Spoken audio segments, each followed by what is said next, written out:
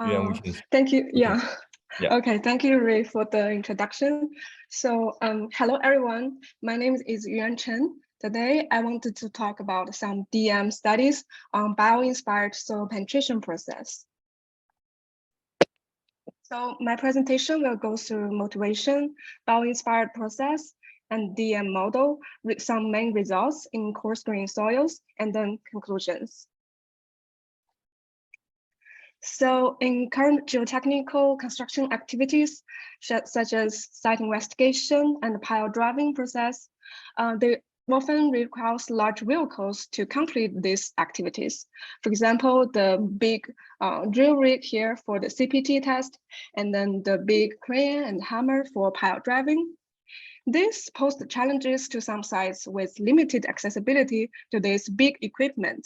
For example, at a toe of a dam, at congested urban area, in forested area, and even outer space exploration. Also, the usage of this kind of big equipment pose challenge, also brings some negative environmental impacts. Therefore, in order to reduce the need for a large equipment, we look into the nature. So for example, there are some organisms, they are experts in burrowing. Polychaete is a marine worm. Rather clam is a soft body animal with shell and tree roots. If we look into deeper the mechanisms behind their burrowing behaviors, we found there's a common feature. They use body expansion during their burrowing process. So for example, the polychaete here, it twists its body and use peristalsis motion. And this produced stress concentration near the expanded body section and produce stress relaxation ahead its burrowing direction. So, and this kind of relaxation ahead its burrowing direction is also observed by the open mode discontinuity simulation by Xin and Santa Marina. Therefore, based on that, we came up with an idealized in situ testing probe. So as you can see here, this probe has a section which can be expanded. We call it anchor, and then a tip, which is used for penetration and recording resistance. So we call this anchor tip strategy. The idealized bio-inspired self-penetration process I'm introducing here consists of 3 stages. So the first stage is cone penetration. The probe is inserted 2.9 meter steps, recording the penetration resistance, QC, and sleeve friction. So this stage is similar to the conventional CPT. And second stage is called anchor expansion. So the anchor was expanded in a constant rate. In this stage, we record the PA radial pressure on the anchor and PB and bearing pressure on the anchor. And the last stage is called self-penetration. So in this stage, the anchor was displaced upward while the tip was displaced downward through a velocity control loading with force limits. In this stage, we record the reaction force acting on the anchor and resistance force acting on the tip. So I need to mention here that the velocity control loading with force limits is an algorithm we wrote in DM. It is similar to the Osterberg cell test, where the loading was divided into different levels of forces with a constant increment. So let me introduce a little bit about my DM model. So as you may have seen from Ning's presentation, DM simulates the particles individually and explicitly. So the contacts between particles are simulated using a slider, a spring, and damper. DM can also bring us some microscale behavior of the soil. For example, like the particle displacement field here and contact force chains here. You can see some of the results in a few minutes. We also added some continuum interpretations to this DM study. So specifically, we placed about 600 measurement spheres, as you can see here, in the RZ plane in the measurement in the chamber. Each measurement spheres contains about 12 soil particles, and inside of each of the sphere, we measure soil stress and strain rates. So here on the left, you can see the probe we simulated, which has a similar dimension as the CPT probe. And then this is our calibration chamber, which is in 0.7, has a diameter of 0.7 and a height of 1.2 meter. So on this chamber, we apply a constant stress on the boundaries. So vertical stress is 100 kPa and radial stress is 50 kPa. This is the particle distribution curve for the soil that we are simulated. It is poorly graded, upscaled with a D50 of 14 millimeters. And this, I need to mention that this upscale strategy is often used for DM to achieve realizable computational time. So, and this table shows the other main parameters used in this study. So one thing is that we use a linear contact model with rolling resistance to consider the shape of the particle and simulate some interlocking between particles. We did some 3D textual calibration. As you can see, the results are presented here. The results clearly reflected the stress dilatancy depending on the overburden stress or confining stress applied to the specimen. And also you can see the critical states theory are correctly reflected here. And this critical state line will be used in the following analysis. So this is a video of what happens in this simulation. So the first stage is CP, column penetration. As you can see, this force change aggregates around the tip when it is penetrating downward. And second stage is called anchor expansion. So as you can see, the anchor was expanded in a constant rate. And with the expansion of the anchor, a smaller magnitude of the force change around the tip was observed. And then the last stage, the anchor and tip were displaced oppositely against each other. So that is due to the velocity controlled algorithm. So now I will introduce some main results in the simulations that we performed on this anchor tip strategy. So the first important thing here is that we have a reference configuration of this probe. So it has an anchor length of 4D, D is the probe diameter, and anchor tip distance H equal to 4D. Expansion magnitude EM equal to 0.5. So this EM is the difference between the expanded diameter to the original diameter -1. So for traditional non-expanded CPT, the EM is equal to 0. And then vertical stress, this is the confining stress we applied on boundary, which is 100 kPa. And then anchor friction coefficient, F anchor, it represents the material. It is equal to 0.3 for the reference case. We also added some other simulations to explore the effects of anchor tip distance H and anchor length and the expansion magnitude of the anchor, anchor friction coefficient, and overburden stress. So first, I will talk about the results for the reference case. So as you can see on this plot, on the top, we have tip resistance QC and anchor pressure P. And on the bottom, we have vertical displacement of the tip and anchor, and also radial displacement of the anchor. All these variables are plotted versus normalized time step n bar.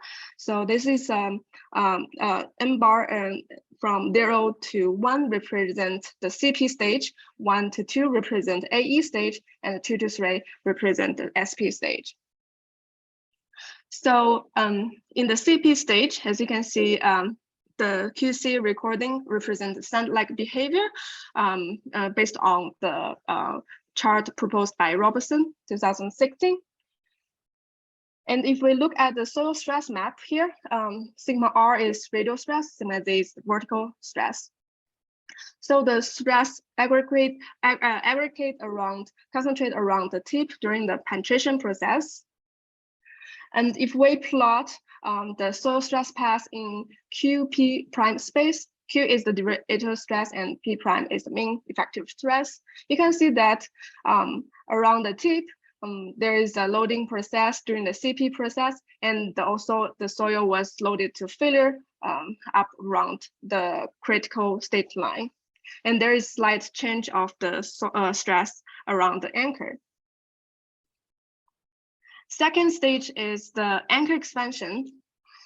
So as you can see, with the expansion of the anchor, the radial anchor stress PA and the bearing anchor stress PB was increased. And this is consistent with the traditional cavity expansion theory. But it's interesting to note that with the expansion of the anchor, the tip resistance QC was decreased. If we look at the stress map, you can see the stress concentration occur around the anchor due to expansion and also around the tip. But if we look at the change of the soil stress from CP stage to AE stage, you can see the increase of the stress occur around the anchor, while the decrease of the soil stress occur around the tip. So this is consistent with what the QC recording tells us. If we look at the soil stress path, so due to the anchor expansion, there's a loading process around the anchor, and also soil was loaded to failure state, close to failure state. And if you look at the tip, there's an unloading process around the tip. So the last stage is SP. So the first interesting thing that we observed is that after a few centimeters probe penetration, the QC on the tip was almost remobilized compared to the beginning of the CP stage. So this is very interesting because that shows the decrease of the QC due to anchor expansion is only temporary. And then if we look at the stresses change in the SP stage, so there are that can be divided into two parts. So when the M bar is smaller than 2.5, you can see the radial stress and bearing stress on the anchor was not changed. This is because at this moment, the total reaction force on the anchor was greater than the total resistance force mobilized by the tip. Therefore, due to the control algorithm, the tip can be displaced downward while the anchor can be not moving. But after that, when the resistance force becomes greater than the reaction force, then the anchor was needed to be displaced further upward to mobilize enough reaction force. And this leads to the decrease of the radial stress on the anchor, but it leads to an increase of the bearing stress on the anchor. So the loading process was also reflected in the soil stress map here. As you can see, the increase of the stress above the anchor and below the tip. If we look at the soil stress path, we can find that overall, there is a reloading process near the tip during the self-penetration process, and loading process around, unloading process around the anchor. That's because the decrease of the radial pressure. Okay, so now you may be curious about how do we evaluate the self-penetration ability of this bio-inspired probe. So we have delta D, which is equal to tip displacement minus anchor displacement. So if this delta D is greater than 0, then we call the probe was self-penetrated. If not, the probe was lifted. So here in this plot, you can see the results for probes with different anchor tip distance h. So this result tells us that self-penetration was achieved when the H is smaller than 4D. And this can be explained if we look into the QC, the change of QC versus the normalized H. We found that with smaller H, a greater decrease of QC was achieved after anchor expansion. So this is favorable for self-penetration. That's why the smaller H can lead to greater self-penetration distance. And this can also be reflected in the force chains and the soil stress map, where you can see less like large force chains aggregate around the tip for smaller H, and also greater decrease of stress around the tip occur during anchor expansion. We also look into some other factors. For example, the anchor length L. We found that self-penetration was achieved when L is greater than 4D with the other configuration for the reference case. And then expansion magnitude of the anchor should be greater than 0.5. The friction coefficient of the anchor should be greater than 0.3. And the overburden stress or the confining stress applied to the boundary should be greater than 100 kPa. So now I basically finished most of the main results. And I also want to introduce a little bit about some other studies that that is ongoing. So here is probes with single anchor and double anchors. So this plot shows the particle displacement during the anchor expansion. So we are exploring the interactions between the double anchors and the effects of the number of anchors and the location of anchors on the self-penetration ability of this bio-inspired probe. So as you can see here, when these two anchors, the distance is large enough, greater than 6D, the failure mode of the soil is very similar to the single anchor mode.